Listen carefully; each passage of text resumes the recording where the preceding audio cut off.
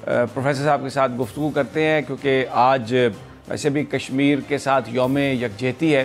Professor साहब कई दफ़ा कह भी चुके हैं कि आने वाले वक्तों में इस बात का इम्कान है कि कश्मीर का जो मसला है वो हल हो सकता है। बड़े अजीब से वो जैसे मामलात हैं अमेरिका और पाकिस्तान के ताल्लुकात भी, जो पहली मैसेजिंग हुई है वो भी बड़ी संगीन किस्म की हुई है, और क्या कुछ होने जा रहा है इस खित्ते में, इस पर बात करते हैं। प्रोफेसर साहब बहुत बहुत शुक्रिया, आपने हमें ज्वाइन किया। तो आगाज़ करेंगे, बयान फरमाइए कि जो प्लैनेट्स क्या बताते हैं, कश्मीर की जो सूरत हाल है, यौम यकजहती कश्मीर है आज और पूरी पाकिस्तानी कौम कश्मीरियों के साथ खड़ी है, तो क्या देखते हैं आपके कुछ प्लैनेट्स की मूवमेंट इस मसले की तरफ भी कोई तवज्जो देती हुई नज़र आती है? क्योंकि आप पहले बता चुके हैं कि शायद अगले साल ये मामला हल हो जाए किसी न किसी तरह। सूरत हाल जैसे वैसे भी बदलेगी, उस बदलने की वजह से कश्मीर का मसला हल होता नज़र आता है। और ये इंशाल्लाह एक साल के अंदर अंदर ऐसी तब्दीलियाँ आ जाएंगी जिससे यही एहसास होगा कि अब कश्मीर का मसला अपनी जगह से हिल गया है और अब ये हल होगा। ये सूरत हाल नहीं रहेगी जो कि गुज़श्ता सालों में हमने फेस की है या जिसका हमें सामना था। तो ये सूरत हाल इस साल बड़ी बदलेगी, लेकिन ये सूरत हाल बदलने से पहले कोई बहुत बड़ी टेंशन पैदा होगी, तो उसके बाद फिर कश्मीर का मसला सामने आ जाएगा और इंशाल्लाह। अच्छा प्रोफेसर साहब, कश्मीर का मसला बहुत सारे लोगों का ख्याल है कि जब तक मोदी है नहीं हल होगा, या कोई इतना प्रेशर पड़े, जैसे आप कह रहे हैं कि कुछ होगा, भारत को कोई इंटरनल इस तरह के इश्यूज आए जिस पर वो सोचे कि इस मसले से उसकी जान छूट जाए, तो वो इस पर बात करे। सर मैं समीर साहब, मैं हज़रत अली का, मुझे आपकी बात सुन के हज़रत अली का वो कौल याद आ गया है कि अल्लाह ताला कई दफ़ा होनी बातों से पहचाना जाता है। तो ये आप मत कहें कि जब तक मोदी है ये मसला हल नहीं होगा। ये जब मसला हल होना है, मोदी हो या कोई और हो, उसने हल होना है।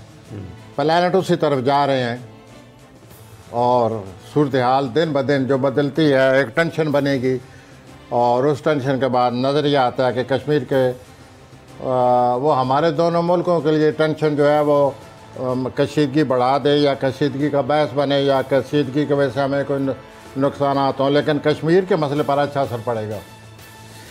भारत की जो इंटरनल सिचुएशन है इस वक्त, वहाँ पर किसान एहतजाज कर रहे हैं, पूरा भारत सीज हुआ है, वो एक अलग वो भी प्लैनेट्स क्या बता रहे हैं भारत का? ये बता रहे हैं ना जी कि उनको जिस प्लैनेट की तकवीयत हासिल होती है, वो प्लैनेट जो है वो उनको 22 दिसंबर को छोड़ गया भारत को।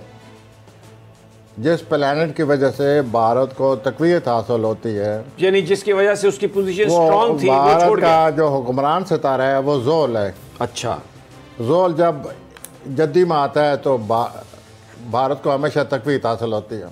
अच्छा, वो 22 दिसंबर को छोड़ गया है। अब जो जोल है वो जद्दी को छोड़कर दल में आ गया। ठीक है। अब वो मुल्क जो दलवी असरात के मातहत हैं या जिन पर दलवी यूरेनस के असरात मौजूद हैं, अब वो अपने यूरेनस की वजह से उनकी ज़िंदगी में जो तब्दीलियाँ आएंगी या जो अरूज व ज़वाल या जो मनफी मुस्बत असरात मरतब होते हैं वो आते रहेंगे। तो जहाँ तक इंडिया के इस प्लैनेट का तल्लक है जिसका नाम जोल है, वो उसके घर से निकल चुका है। वो 2.5 साल उसके घर में था, उसकी वजह से उसे बड़ी टेंशन भी बड़ी बनी है और हिंदुस्तान में कई डिवीज़न पैदा हो गई हैं, लेकिन बहरहाल फिर भी उसको तकवीयत थी।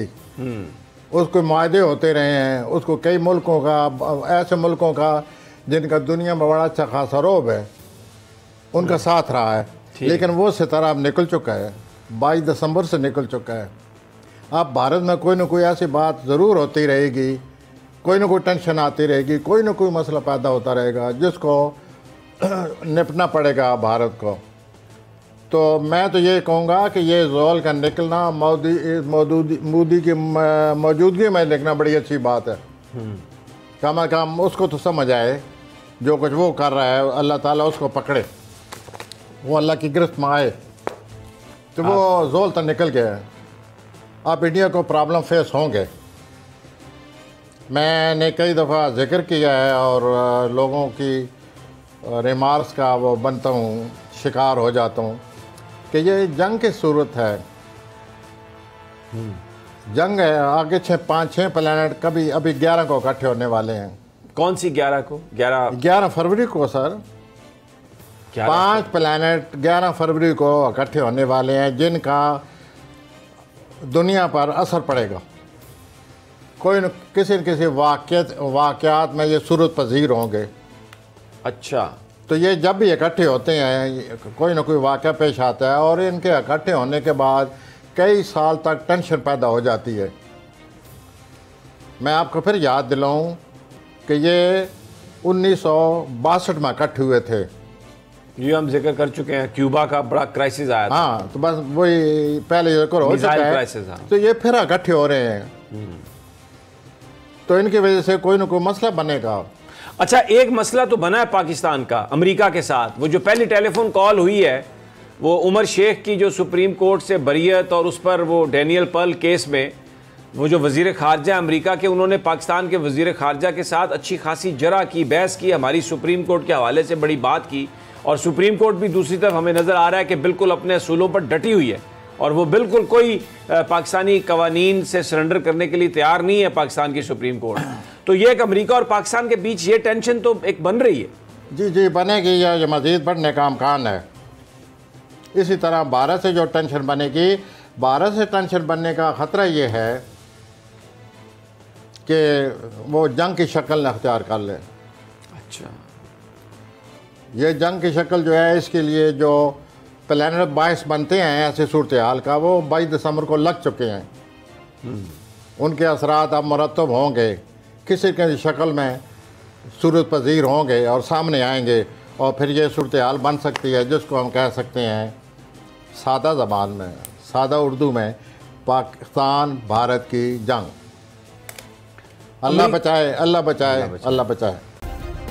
सब्सक्राइब करें और बेल दबाएं ताकि कोई खबर रह न जाए।